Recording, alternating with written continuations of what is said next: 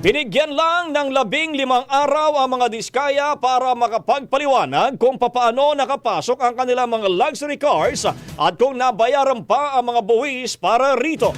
Ayon kay Customs Commissioner Ariel Nepomuceno, ang ilan kasi sa mga luxury cars na mga diskaya ay wala raw sapat na import entry documents at mga entry payments. 8 ay walang import entry permit, habang ang 7 naman ay walang certificate of payment.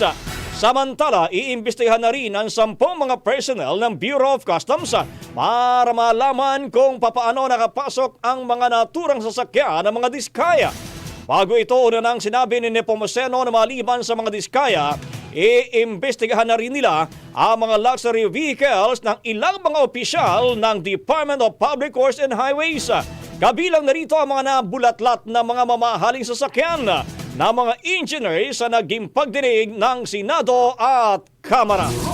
Ang bahaging ito ay hatid sa atin ng Yummyvit ES2 Oral Drops. Simulang tuparin ang pangarap ng iyong anak. And stunting now!